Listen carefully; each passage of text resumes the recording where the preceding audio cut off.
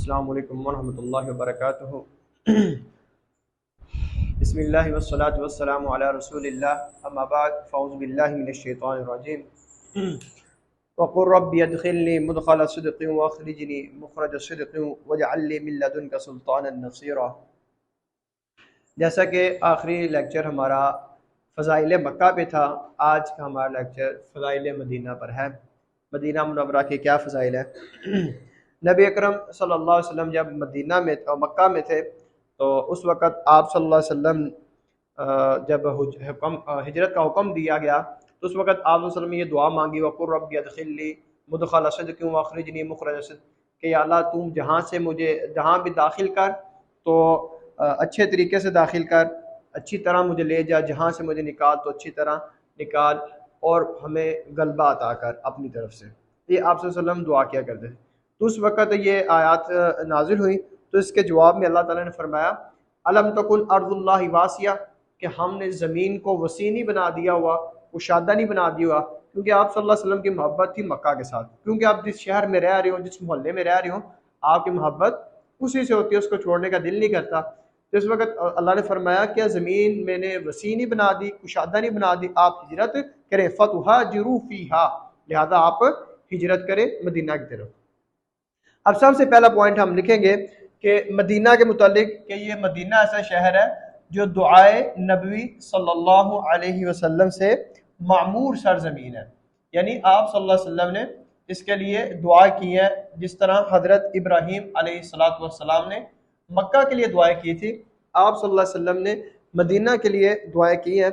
आप सल्लल्लाहु अलैहि वसल्लम के पास जब पहली दफ़ा कोई नया फल आता तो उस वक़्त आप सल्लल्लाहु अलैहि वसल्लम दुआ करते कि या अल्लाह हमारे फलों में बरकत अता फरमा, हमारे सा में बरकत अता फरमा, हमारे मुद में। सा और मुद ये वज़न के पैमाने हैं, यानी इनमें कुछ चीज़ डाली जाती थी। यानी जिस तरह एक मुद है वो 520 ग्राम का होता है, यानी आधा किलो से थोड़ा सा ज़्यादा होता है। सा होता है वो 2.5 किलो का होता है, यानी 2 किलो और आधा किलो, ये वज़न के पैमाने थे। तो आप सल्लल्लाहु अलैहि वसल्लम कहते थे जब कोई फल लाता तो उस वक्त कहते कि हमारे फलों में बरकत अता फरमा, हमारे सा और मुद में भी बरकत अता फरमा। असा लिखा है साद अलिफ आइन, इस तरह सा लिखा जाएगा और मुद इस तरह लिखा जाएगा, ठीक है। तो आप सल्लल्लाहु अलैहि वसल्लम इसके लिए दुआ किया करते थे। तो कहते हैं अल्लाह बारिक लना फी तमरीना, हमारी खजूरों में बरकत अता फरमा। और जो नया फल आया होता था सबसे पहले आप सल्लल्लाहु अलैहि वसल्लम जो मदीना में छोटा बच्चा होता था उसे वो फल देते थे। ये पॉइंट आप लिखे, एमसीक्यूज आपका आ सकता है कि मदीना में जब भी कोई नया फल आता आप वसल्लम किसको देते थे, तो आप कहेंगे कि सबसे छोटे बच्चे को आप वसल्लम वो फल दिया करते थे। अब मदीना, दूसरा पॉइंट आप लिख लीजिए कि मदीना में जो वबाई अमराज है, ठीक है, यानी जो जिस तरह आप कह लें कि हमारे दौर में था, ये अभी कुछ 2020 में कोरोना वगैरह आया था, इससे ये महफूज है। यानी वबाई अमराज की दुरुस्ती और सेहत व आफियत के लिए दुआ, और सेहत व आफियत के लिए दुआ, ये भी आप सल्लल्लाहु अलैहि वसल्लम ने की है। अब इसके मुतालिक आता है कि हज़रत बिलाल रज़ी अल्लाह तआला अन्हु और अबू बकर सिद्दीक ये दोनों बीमार हो गए थे, तो यानी बुखार उनको काफ़ी तेज़ हो गया था। तो उस वक़्त आप सल्लल्लाहु अलैहि वसल्लम ने दुआ की अल्लाहुम्मा हब्बिब इलैनल मदीना का हुब्बिना मक्का, अल्लाह जिस तरह हमें मक्का महबूब है उसी तरह हमें मदीना भी महबूब हो जाए। यानी जिस तरह मक्का से मोहब्बत करते हैं ना हमारे दिलों में, मदीना से भी हमारे लिए उसी तरह मोहब्बत हो जाए या उससे ज़्यादा हो जाए। और आगे दुआ की वसह्हिहा, और इसके जो रहने वाले हैं उनको सेहत दे, आफियत दे। ये हमारा पॉइंट को आगे फिर उनकी दुआ आती है कि बरकत दे, वो ऊपर हमने जिक्र कर दिया। यानी मदीना में रहने वालों के लिए आप वसल्लम ने क्या दुआ की कि इस जिस तरह मक्का महबूब है मदीना भी उस तरह महबूब हो जाए, उसके रहने वालों को सेहत दे और आफियत दे। इसी तरह मदीना के पहाड़ों से मोहब्बत। अब ये अगला पॉइंट आप लिखेंगे, मदीना के पहाड़ों से मोहब्बत। अब इसके मुतालिक क्या होता है कि सैयदना अनस बयान करते हैं कि आप वसल्लम को जब भी मदीना में ओहद पहाड़ दिखाई देगा तो उस वक़्त आप वसल्लम कहते कि ये पहाड़ हमसे मोहब्बत करता है और हम इस पहाड़ से मोहब्बत करते हैं, ठीक है। ये भी एक पॉइंट आप लिखेंगे। अनस क्या कहते हैं, आप जब भी इस ओहद पहाड़ को मदीना में देखते तो क्या कहते हैं कि ये पहाड़ हमसे मोहब्बत करते हैं और हम इससे मोहब्बत करते हैं। अब अगला पॉइंट है मदीना मुनव्वरा की हुर्मत। मदीना मुनव्वरा की हुर्मत और अजमत। हुर्मत यानी जिस तरह मक्का की हुर्मत थी कि वहां पर यह शिकार हराम था, वहां पे जो ये जो घास वगैरह काटना था, दरख्त वगैरह, ये चीज़ें हराम थी। जिस तरह मक्का में हराम थी इसी तरह मदीना में भी हराम है, क्योंकि आप सल्लल्लाहु अलैहि वसल्लम ने फरमाया कि ये जो मक्का और मदीना है इसमें ना तो बिदात वगैरह भी नहीं आएंगी। अगर कोई इस तरह का काम करेगा तो उस पर अल्लाह की लानत होगी, क्योंकि हदीस के अल्फाज हैं, आप सल्लल्लाहु अलैहि वसल्लम ने फरमाया दो पहाड़ है, जबल सोर और जबल ईर, इन दो पहाड़ों के दरमियान कोई शख्स भी बिदत इजाद करेगा या किसी बिदती को जगह देगा तो उस पर अल्लाह की भी लानत है, फरिश्तों की भी लानत है और तमाम लोगों की भी लानत है, और उसकी कोई फर्जी व नफली नमाज भी कबूल नहीं होगी। ठीक है, यानी मदीना मुनव्वरा में ये चीज़ें हराम है, बिदत को इजाद करना, बिदती को जगह देना। अगर कोई देता है तो वो जल्दी उसे निकाल दे, वहां पर कोई बिदत इजाद नहीं की जा सकती। जो करेगा तो उस पर अल्लाह, फरिश्तों की, लोगों की लानत है, उसकी कोई नमाज फर्दी नफली कुछ भी कबूल नहीं होगा। अब मदीना के मुतल्लिक है, मदीना आप सल्लल्लाहु अलैहि वसल्लम को बहुत महबूब है। मदीना आप सल्लल्लाहु अलैहि वसल्लम को बहुत ही महबूब है।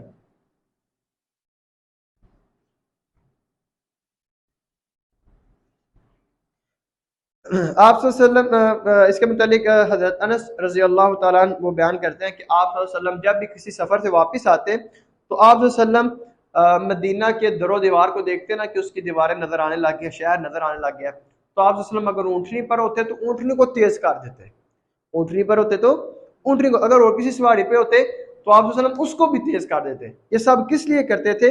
मिन हुब्बिहा, उस मदीना में मोहब्बत की वजह से। यानी आप भी किसी शहर में गए हो किसी जगह, तो उस वक्त आप जब अपने शहर में एंटर होते हैं या अपने मुल्क में आते हैं तो उस वक्त आपको अलग से खुशी होती है। अपने शहर में आते हैं तो उस वक्त आप अपनी गाड़ी को तेज़ भगाते हैं, किस तरह करते हैं। इस वक्त आप वसल्लम भी क्या करते थे, मदीने में, आप मदीने से इतनी मोहब्बत थी कि जब अगर ऊँटनी पर होते किसी सवारी पर होते, जब पता चल जाता कि मदीना में एंटर हो गए तो आप वसल्लम अपनी सवारी को तेज़ भगा लेते थे। ये मदीना से मोहब्बत की वजह से थी, इसलिए मदीना आप वसल्लम को बहुत महबूब है।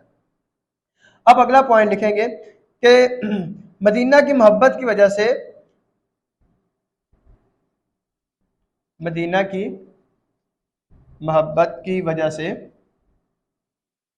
रसूल सल्लल्लाहु अलैहि वसल्लम अहले मदीना से भी मोहब्बत करते थे।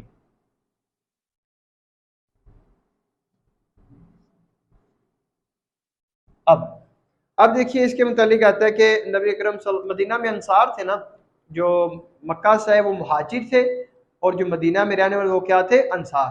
तो आप सल्लल्लाहु अलैहि वसल्लम ने अंसार के मुतालिक ये कहा, आप फरमाते हैं ला युहिब्बुहुम इल्ला मुमिन, कि अंसार से मोहब्बत सिर्फ मोमिन ही करेगा, और इनसे जो बुग़्ज़ रखेगा वो सिर्फ मुनाफिक ही बुग़्ज़ रखेगा, और जो इनसे मोहब्बत करेगा अल्लाह उससे मोहब्बत करेगा, और जो इनसे बुग़्ज़ रखेगा अल्लाह भी उससे बुग़्ज़ रखेगा। ठीक है, बात समझ आ गई? आगे चलिए। ये मदीना खैर और बरकत की सरजमीन है। मदीना खैर और बरकत की सरजमी है। अब नबी अकरम सल्लल्लाहु अलैहि वसल्लम ने इसके मुतालिक फरमाया कि जब शाम को फतह किया जाएगा तो उस वक्त मदीना से कुछ लोग भागेंगे शाम की तरफ। आप सब फरमाएंगे काश कि इनको पता चल जाए कि मदीना बेहतर है, शाम की तरफ ना जाए। फिर कहते हैं कि यमन फतह किया जाएगा तो लोग यमन, कुछ लोग मदीना से यमन की तरफ भागेंगे जबकि उनके लिए मदीना बेहतर होगा। फिर कहते हैं इराक को फतह किया जाएगा, फिर कुछ लोग मदीना से निकलेंगे तो वो इराक की तरफ जाएंगे, जबकि आपने फरमाया काश को इस बात को जान ले, उन्हें पता चल जाए कि मदीना में रहना उनके लिए बेहतर है, क्योंकि मदीना खैर और बरकत की सरजमीन है। इसी तरह जो मदीना है वो बदकारों को निकाल देता है। मदीना शहर जो है बदकारों को निकाल देता है मदीना। अब इसके मुतालिक आता है कि जितने भी गुनाहगार जो मुनाफिक शख्स है उनको मदीना निकाल देता है, निकाल फेंकता, ये लिख लें। इसके मुतालिक आता है कि नबी अकरम सल्लल्लाहु अलैहि वसल्लम फरमाते हैं कि मदीना इन्नहा तय्यबा, ये पाक है, ये पाक है, और ये गुनाहगारों को इस तरह पाक कर देता है, इस तरह गुनाहगारों को इस तरह निकाल के फेंक देता है। यानी अगर थोड़े बहुत कोई इंसान गुनाह होते हैं ना मोमिन के, तो वो बीमार होता है तो उसके गुनाह जड़ जाते हैं, ख़त्म हो जाते हैं। लेकिन जो मुनाफिक होता है, काफी शख्स होता है इस तरह का, तो आसर फरमाई मदीना पाक है, और इस तरह ये जैसे गुनाहगारों को निकाल फेंकता है, जिस तरह भट्टी जो होती है ना, जो चांदी से मैल कुचैल को दूर कर देती है, इस तरह मदीना भी ये मैल कुचैल को बाहर फेंक देता है, निकाल देता है। इसी तरह एक अराबी के मुतालिक था कि वो आया और उसने आप वसल्लम से बैत की थी, तो वो बीमार हो गया। तो आप वसल्लम के पास कहता है मैंने मदीना में नहीं आया, मेरी बैत वापस कर दें। आप वसल्लम ने कुछ नहीं कहा, अब वापस लुटा दिया। तीन दफ़ा उसने ऐसे किया तो वो खुद ही भाग गया। तो उस वक़्त आप सल्लल्लाहु अलैहि वसल्लम फरमाया कि ये मदीना वो इसी तरह जिस तरह एक भट्टी सोने और चांदी को साफ़ कर देती है, इसी तरह मदीना भी ये दूसरी चीज़ों को, गंद वगैरह को निकाल देता है, मैल कुचैल को साफ़ कर देता है, यानी उस गंद को ही निकाल देता है वहाँ से। इसी तरह जिस तरह मक्का था, मक्के के बारे में पढ़ा था, उधर हम कोई शर अंगेज कोई इस तरह काम नहीं कर सकते, तो मदीना में भी नहीं कर सकते। अब अगला पॉइंट है अहले मदीना को, यानी जो मदीना में रहने वाले हैं उनको फरेब नहीं दे सकते, उनको धोखा नहीं देंगे। अगर धोखा देंगे तो उसके मुतालिक भी नबी अकरम सल्लल्लाहु अलैहि वसल्लम ने फरमाया कि ला यकीदु अहल मदीना, के अहले मदीना से जो शख्स भी फरेब करेगा, इल्ला इनमा कमा यनमाउल मिल्हु फिल माई, वो इस तरह घुल जाएगा जिस तरह नमक पानी में घुल जाता है। ठीक है, यानी जो भी मदीना वालों में, जो मदीना में रहने वाले हैं, उनसे कोई अगर फरेब करेगा, धोखा करेगा, वो इसी तरह ज़ाया हो जाएगा, इस तरह वो ख़त्म हो जाएगा। जिस तरह पानी में नमक को डालें वो ख़त्म हो जाता है, इस तरह वो भी ख़त्म हो जाएगा। इसी तरह अहले मदीना को तकलीफ देना भी मना है। अगला पॉइंट है अहले मदीना को तकलीफ देना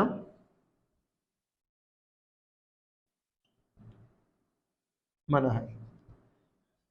मुझे लग रहा है ये इस तरह लिखने से पहले ज़्यादा टाइम लग रहा है, लेकिन ये मेरे कुछ स्टूडेंट्स हैं वो कहते नहीं साथ साथ लिखें तो साथ साथ दें, क्योंकि पहले अगर लिखो तो बंदा बयान करने में जल्दी आसानी हो जाती है, तो जल्दी ख़त्म हो जाता है। लेकिन अब एक एक लिखना पड़ा तो इसको अलग से टाइम लग रहा है। अहले मदीना को तकलीफ देना मना है। इसके मुतालिक नबी अकरम सल्लल्लाहु अलैहि वसल्लम ने फरमाया मन अराद अहलहा बिसूइन अज़ाबहुल्लाहु कमा यज़ूबुल मिल्हु फिल माई, जिसने मदीना वालों को कोई तकलीफ दी, उसके मुतालिक भी वही मिसाल बयान की है, वो इस तरह ज़ाय हो जाएगा, इस तरह ख़त्म हो जाएगा जिस तरह नमक पानी में ख़त्म हो जाता है। इसलिए मदीना अहले मदीना वाले हैं जो मदीना वालों को तकलीफ भी नहीं दी जा सकती। इस तरह मदीना वालों पर, मदीना मुनव्वरा पर फरिश्तों का पहरा है। मदीना मुनव्वरा पर फरिश्तों का सख्त पहरा है, यानी वो उसकी हिफाजत कर रहे हैं। इसके मुतालिक आप सल्लल्लाहु अलैहि वसल्लम ने फरमाया अला अन काबिल मदीनती मलाइकतुन, मदीना के रास्तों पर फरिश्ते पहरे देते हैं, ला यदखुलुहा ताऊन वला दज्जाल, इसमें ना तो ताऊन दाखिल हो सकता है ना ही दज्जाल। पता है जिस तरह लास्ट लेक्चर में पढ़ा था मदीना और मक्का में दज्जाल दाखिल नहीं होगा, और ताऊन भी, ताऊन एक बीमारी है। तो आप सल्लल्लाहु अलैहि वसल्लम ने के मुतालिक फरमाया कि जिस शहर में, जिस इलाके में हो आप वहाँ पे जा नहीं सकते और वहाँ के लोग बाहर नहीं आ सकते। यानी जिस तरह ये कोरोना था उसके ये मुतरादिफ या आप कह लें इस तरह की बीमारी थी। ठीक है, ये फैलती जाती है, इसलिए ना वहाँ से निकलने की इजाज़त है तो ना दूसरे लोगों को वहाँ पे जाने की इजाज़त। तो ये मदीना ऐसा शहर है कि यहाँ पे ताऊन और दज्जाल दोनों दाखिल नहीं हो सकते, क्योंकि इसका पहरा देने वाले कौन है? फरिश्ते हैं।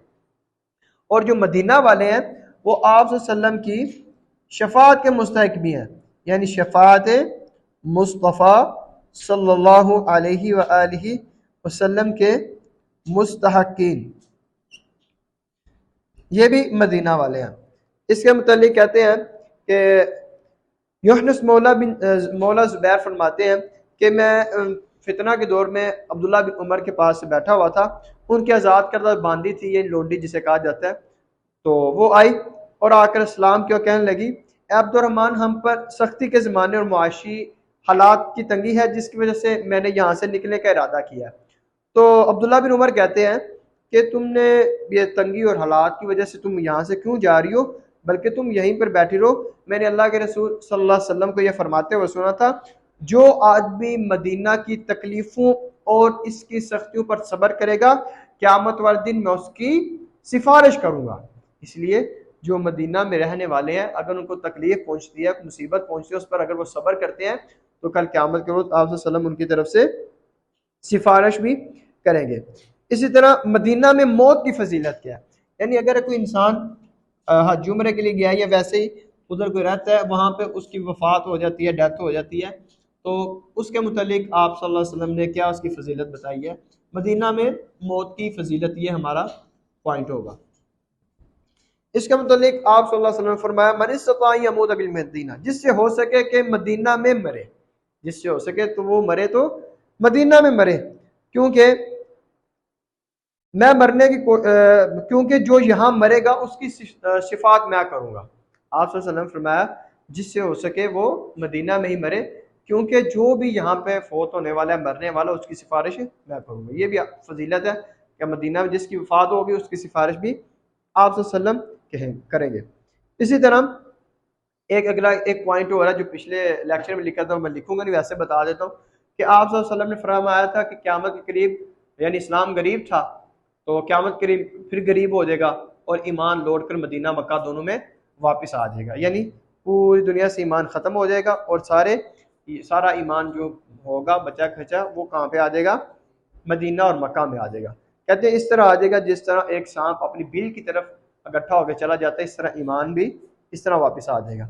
अब मदीना की अशिया और मकामात की फजीलत के बारे में एक दो बातें नोट कर लें कि पहली बात, ये भी पॉइंट था, हमने उधर नोट किया था, अगर आप चाहें तो कर सकते हैं कि आप फरमाया 3 जगह आप जाएं, सफ़र करें नियत करके, तो उसका आपको खैर व बरकत का स्वाब मिलेगा। वो कौन सी मसाजिद थी? मस्जिद हराम यानी जो मक्का में है, और मस्जिद नबवी जो मदीना में है, और तीसरी मस्जिद अक्सा, यानी उन्होंने एक मदीना की मस्जिद भी आती है जो हमारे टॉपिक से रिलेटेड है कि मदीना की तरफ भी आप सफ़र करके जाते हैं खैर व बरकत की नीयत से, तो उसका अजर भी आपको मिलता है।